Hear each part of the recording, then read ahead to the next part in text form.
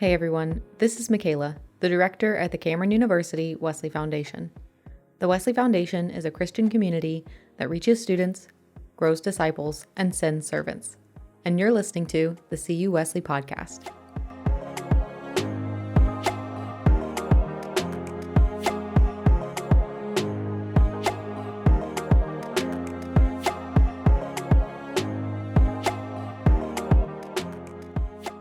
So in the last episode, we heard the theology of tithing, but this leaves us with quite a few questions. So today, we'll turn the conversation over to the group for discussion. At Pub Theology, we are welcoming and loving Christians who are learning and growing in grace. And this episode is not meant to convert anyone or show how brilliant we are. Instead, we are sharing the stories of our lives in conversation with theology. So if you want more cited sources and clearly lined out doctrine with high quality editing, then I suggest that you listen to the previous episode on the theology of tithing, because the voices you will hear today are students and friends of the CU Wesley. In these discussions, we are gathering around the table and sharing the stories of our lives of faith. So you'll hear some vulnerable things, and maybe some things that you don't agree with. During this episode, challenge yourself to sit at the table with us.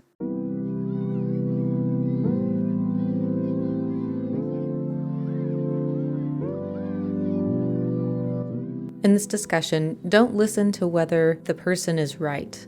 Instead, listen to where they are in their spiritual journey. Hear how God is moving in their lives and how they are wrestling with their understanding of tithing. I challenge you not to listen to see if you agree, but listen to their story of life with God. Their answers are brief testimonies of God moving in the world. Listen to that movement of God and see the beauty within the different lived experiences. So take a seat at the table. I'll set the scene for you so you can really settle in. You hear a front door opening and a light beep of the building alarm system, notifying you that someone has entered, opening an exterior door. You'll hear people shuffling around with backpacks and keys because they're hurrying in from class. People using the Wi-Fi to scroll through TikTok or finish an assignment. Because today, we're at the CU Wesley for our free lunch. This audio is not from our pub theology night, because we had some recording issues on that night. Instead, we retaught the lesson at our CU Wesley free lunch. This discussion would have happened anyway because a few of our students attend both pub theology and free lunch, and they usually carry over their conversation because they want to share it with their friends who couldn't attend. So the voices you hear are not our typical pub theology crowd, but there's still a great group of theological thinkers. So take a seat and listen in to our discussion of tithing.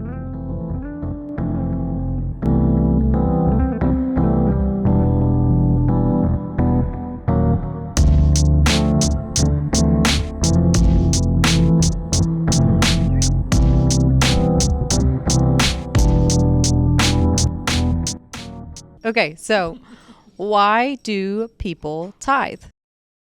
Hi, my name is Cheel, and the reason why I believe people do tithe and give offering is to keep the church buildings running with water and electricity. Hello, my name is Andrew, and tithing is one way of supporting the church that helps.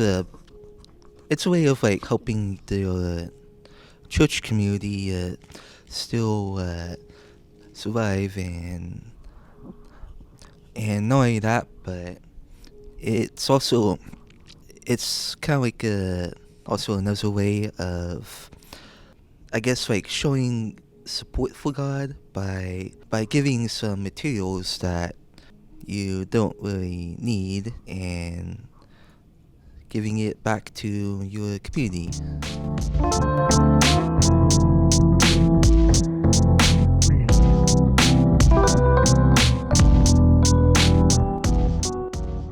My next question is, how did you hear about money and faith when you were growing up?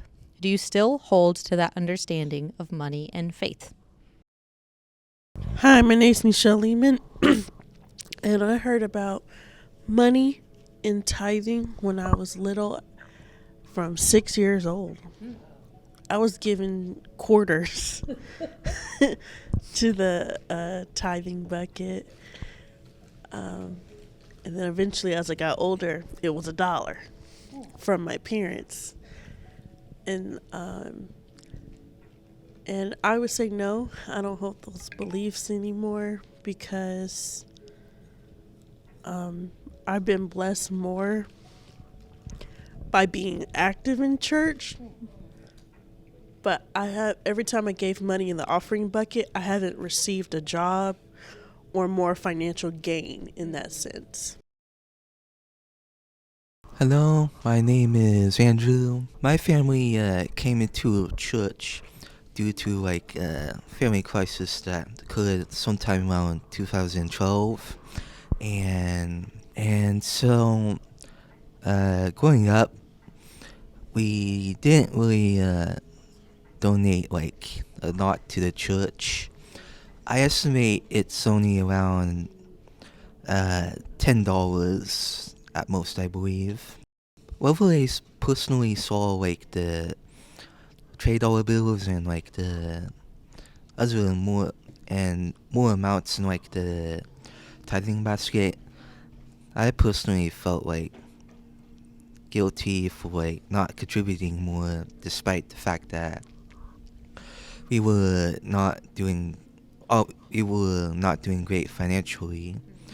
And as for today, I really don't care about the amount I give anymore. I just contribute as much as I can, and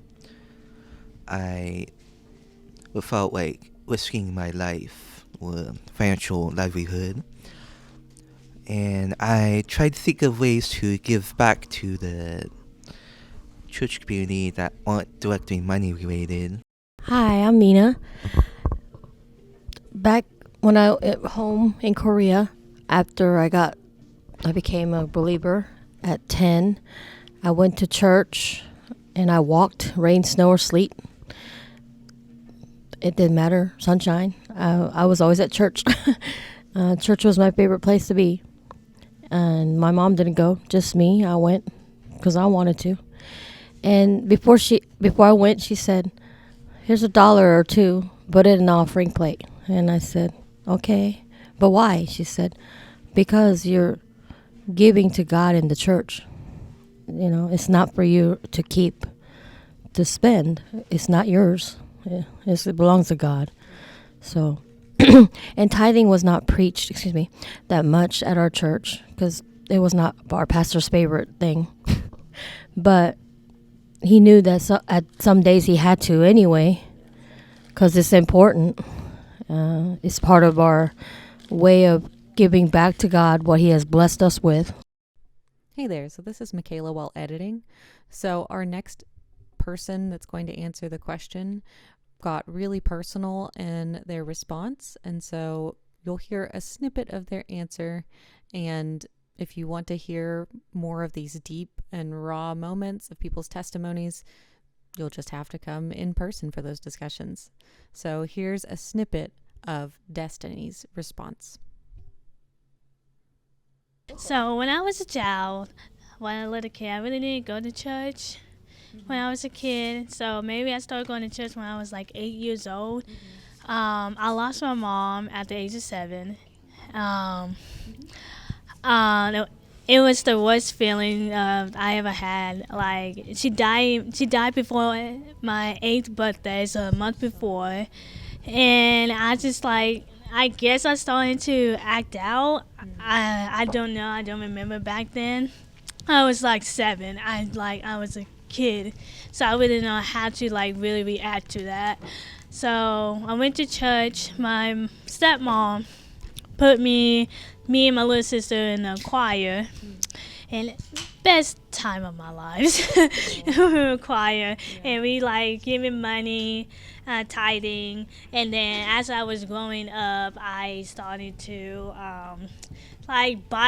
use my money to buy other people things, like buy them drinks at like sometimes schools, clubs like sell drinks, snacks. So I've been buying drinks and snacks to some of my friends, like the appreciation that they had to put up with me, because like I do have some anger issue do. And I guess all this time that I didn't let God lead me, I didn't let God I didn't give my life to God. I was baptized, don't get me wrong, I believe in God, it's just that I didn't let him control my life.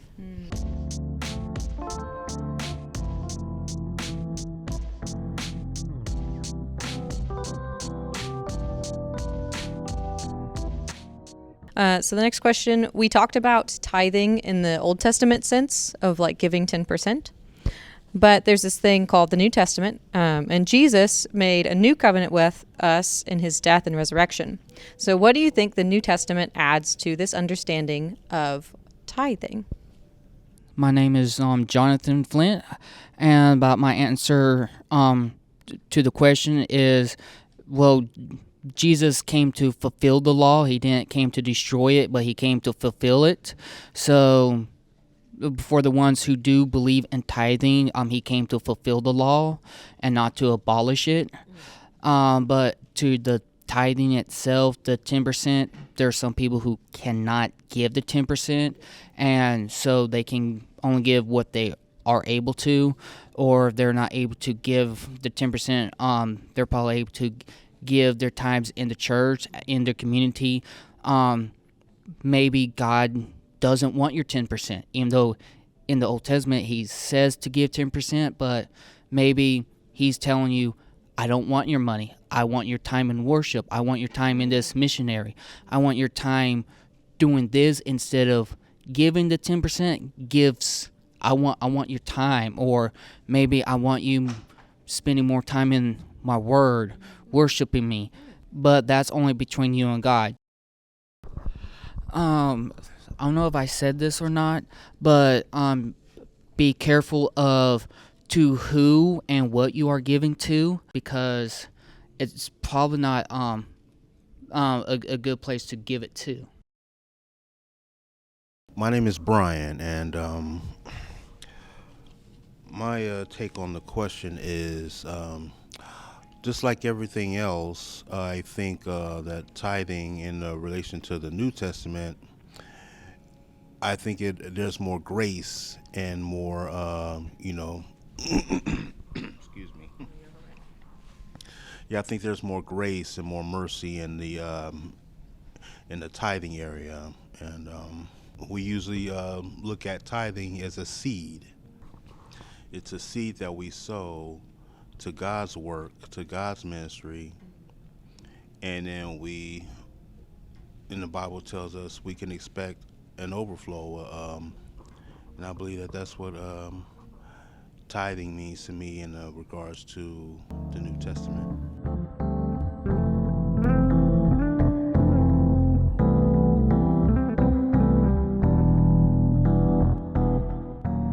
My next question is, does the way we give affect change in our communities? Why or why not? Hi, my name is Cheel, and the way we do give is very important because there's people struggling, and a lot of homeless people come to churches to look for shelter, food, and supply. And it don't always have to be homeless people. People need to receive in their heart. So the way we give out the word, the way we give in ministry affects people's hearts and minds. I'll say in the way we give does actually affect our community. If we give very little, then very little is done. If we give plenty, I'm saying plenty like plentiful, not like a lot, because it probably depends on who you are. So say about plenty is like, then there's plenty to go around for everyone. It's like if more people probably got involved, probably doing stuff like kind of like going out to the community, like fixing it up, houses to make them better, to make your community look better, or like during the summer when you got yards to mow, instead of charging the person, like especially with your elderly or people who are unable to go out and mow their yards. Is kind of like go back to tithing. It's like maybe God doesn't want your money, or maybe you can't provide money, but you can provide like a service. Give what you can, but not give the bare minimum. Like it's like scratch to your dog. Here you go. It's not going to do good for the community, especially if you're in a large community, like in bigger city, where a lot more people are hurting than a smaller community. But I was helping someone moving, then I was thinking, it's like, if more people help people move from even just in the town, instead of asking for money, is like that will benefit the community better. Is like it's not really how much you can give, but it's kind of like try to give plenty where everyone benefits, not where one person benefits over other, but try to make it more fair for everyone. I would say definitely yes.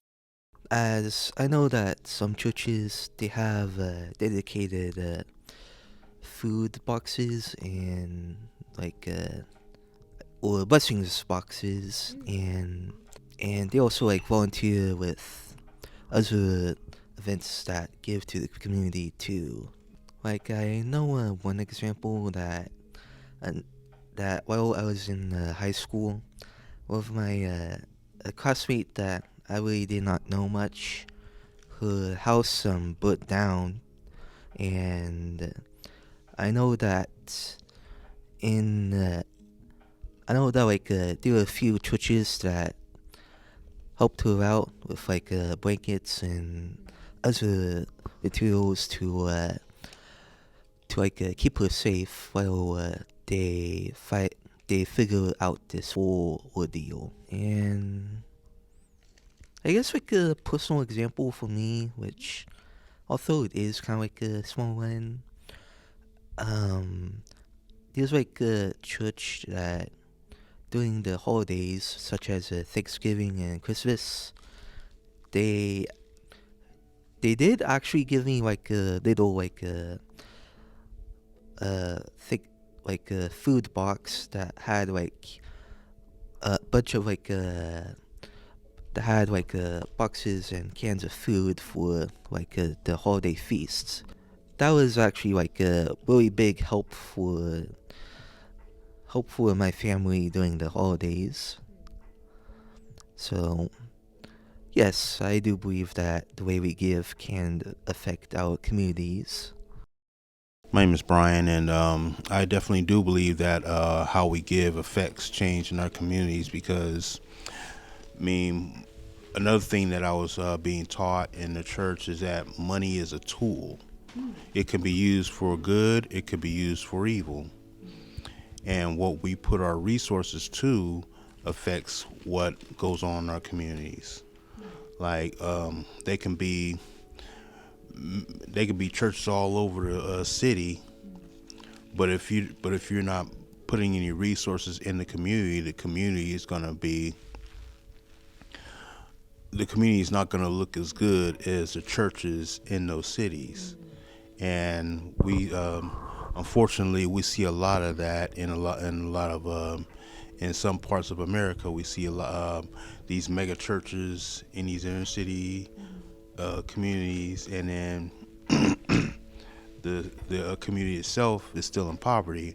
Why? Because not enough resources, or no resources at all, are being put towards changing the communities, uplifting the communities. And if churches learn how to put more resources, and I'm not talking about just the pastor and the leaders of the church, I'm talking about the congregations as well. People, when people put more resources into fixing the issues in the community, that's where we're going to see change. It's the action, not not just having and not just giving or whatever, and not just going to church, but taking action.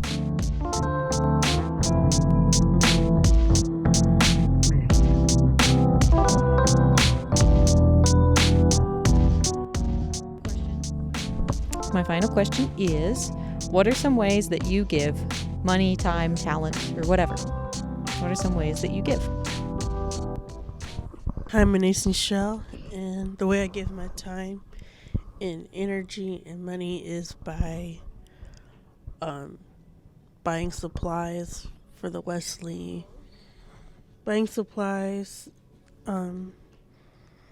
giving encouraging words, and praise dancing and meditation and prayer. And if there's a church event and function I can actually go to, I will do that too. My name is Jonathan. Kind of like with my previous discussions with Kayla, in the past, I don't feel like my place is in the church, but outside the church. I don't know. I just always felt like that. I just never felt comfortable in the church. But how I like give my time is like, if you know me, I'm weird and goofy. I like to make people smile. So, kind of going back like your gifts instead of like tithing with money, just like your gifts, stuff like that. My time given is like just kind of randomly just like knocking on your front doors like, hey, it's like I'm your answer to your prayer. Or it's like kind of like gives like with one of my friends. There was one day he was helping me move a couch, and we were not in the best of moods. But somehow we just made one of those days better. Just talking, like doing this, like it's like it wasn't supposed to come out like this, but it was coming like out like this, and it's like it made both of our days better. Brian here, and as of right now, the way I give is a little more typical. I like I do tithe. I tithe to the church that I went to in Los Angeles. But to answer the question, I do like give to certain charities, and one has to do with like impoverished children.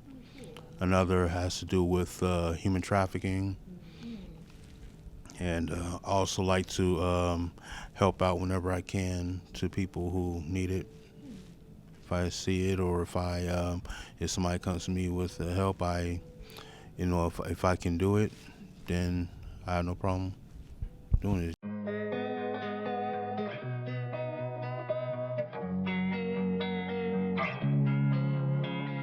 So thank you to all the people who shared their thoughts with us as we try to understand what tithing means. So today I won't wrap up our discussion neatly, because this is something that is a continual conversation with our lives of faith and our economic situation. Thank you for taking a seat at the table. Next month, our conversation will be over pluralism, where we'll talk about what it means to be a Christian in a world where there is more than one religion. So join us in person or online as we discuss. And until then, we'll see you later.